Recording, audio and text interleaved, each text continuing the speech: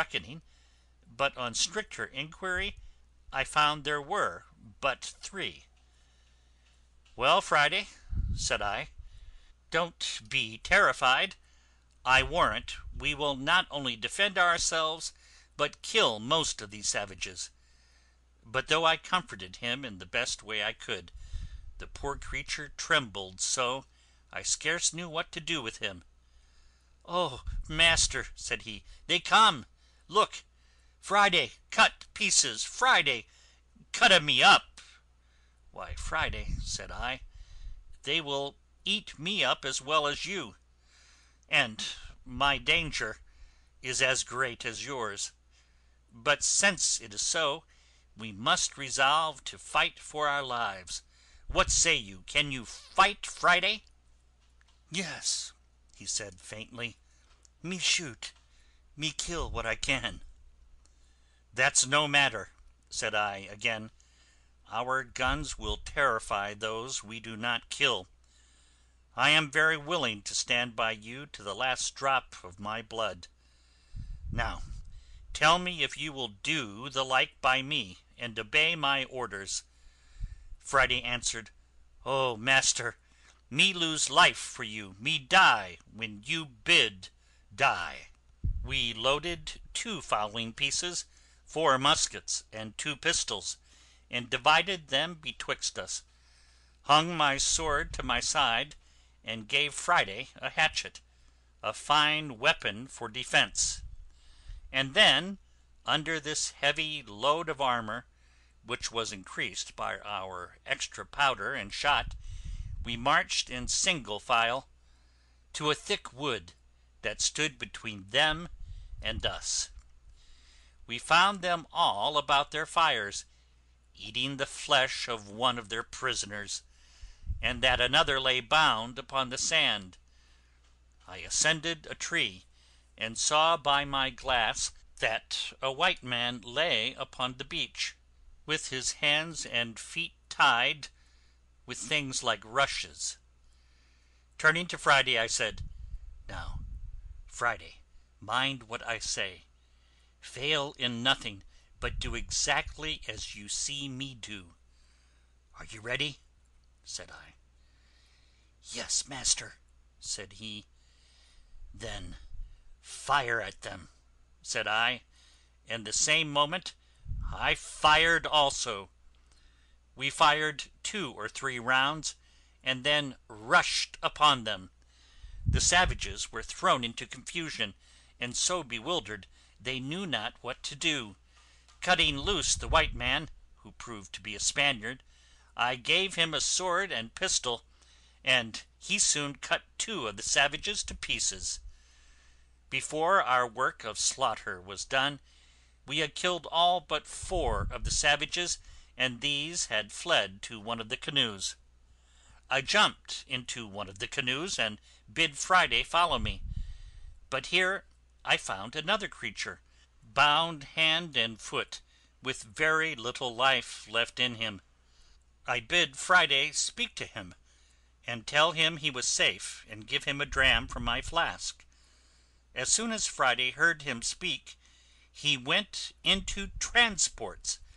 He kissed, embraced, and hugged him, cried, laughed, danced, sung, and wrung his hands, like one distracted, and it was a great while before I could make him speak. But at last he told me he was his father. We rubbed the limbs of the 2 men whom we had saved, and took them to our castle, where we gave them plenty to eat and drink. A few days afterward, in talking with the Spaniard, I learned that he had been shipwrecked with 16 of his fellow countrymen, and that they were then dragging a pitiful existence on the mainland. "If I should invite them here," said I, "would they make me a prisoner, or would they obey me and work with me in my little kingdom?" "They are honest and true men," he replied, "and would scorn to act so basely to their deliverer." And then he said that if I pleased, he and the old savage would go over and talk with them about it, and bring me an answer; that they should all swear fidelity to me, and he would do the same, and stand to me with the last drop of his blood. So finally I sent them over to the mainland with full power to carry out this agreement. Scarce a fortnight had passed when, impatient for their return, I laid down to sleep one morning, but was awakened by Friday, who called, "Master, master, they are come!" I jumped from my bed, and seizing my glass, looked toward the sea. About half a league off I saw a boat. Climbing the mountain at the back of my castle, I plainly saw, in the distance, an English ship. As the boat drew near the shore, I perceived that 3 within it were prisoners, and I was concerned to know what was the object of their visit to the island. I was glad when I saw they were set at liberty, while the rascally seamen, leaving 3 in the boat, scattered about as though they wished to see the place. The 3 poor distressed creatures, too anxious to get any response, were seated under the shade of a great tree. I approached them and asked, "What are you, gentlemen?" They all started up. "Don't be afraid," said I. "Perhaps you have a friend nearer than you expect." "He must be from heaven," said one of them gravely, "for we are past the help of man." "Tell me your condition," I replied. "Perhaps I can save you." "The story," said he, "is too long; but, sir, I was master of that ship. My men mutinied, and, as a favour, they have put these 2 men, one my mate, the other a passenger, with me, on shore, without murdering us.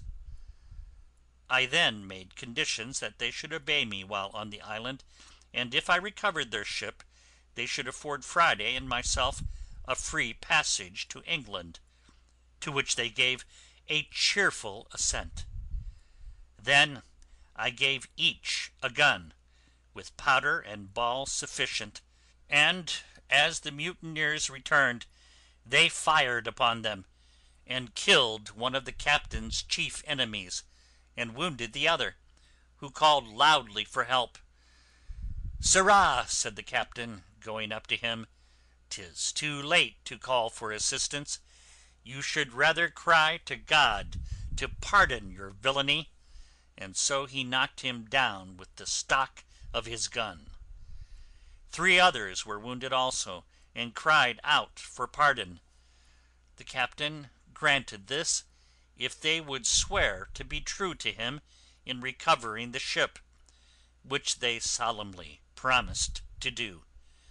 The other 3 were easily made prisoners. So far all worked very well, but still there were 26 hands on board the ship, and they were signalizing for their comrades to return. We made a small hole in the boat in which they had come on shore.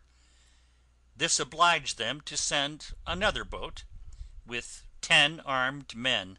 Among them were 3 lads who had been forced into the mutiny. Leaving 3 men to look after the boat, the other 7 started in quest of their companions. One of our party led them a wild chase, constantly answering their calls, and in the meantime we surprised and captured the men in the boat. On the return of the other 7, we fired at them, killing the boatswain, and wounding 2 others, while the rest ran about, wringing their hands, but were glad enough to surrender, and submit to be bound. The captain then expostulated with them, saying the governor of the island was an Englishman, who might execute them here, but he thought they would all be sent to England.